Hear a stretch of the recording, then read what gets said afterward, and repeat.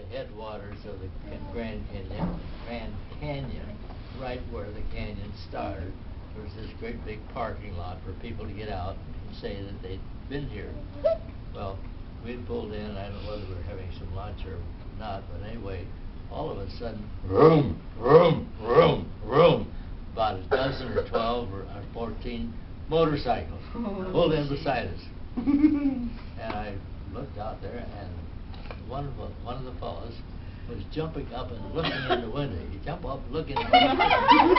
Well, it turns out it was a group of German boys with their cycles. They were going over the country, and they had stopped at this place. Well, I went to the door, and when I heard gibbering in German, I knew who they were, or what they were, I mean. And I said, "Speak is the English by anybody?" One fellow said, "Yeah, a little." And I said, "Would you like to see the inside of the truck, of the motorhome?" "Oh, yeah, yeah."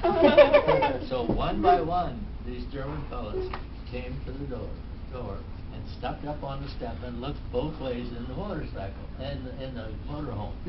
So that was kind of amusing, but they thought, boy, this guy's got something. So that was kind of a funny thing that happened to us. Those rich Americans.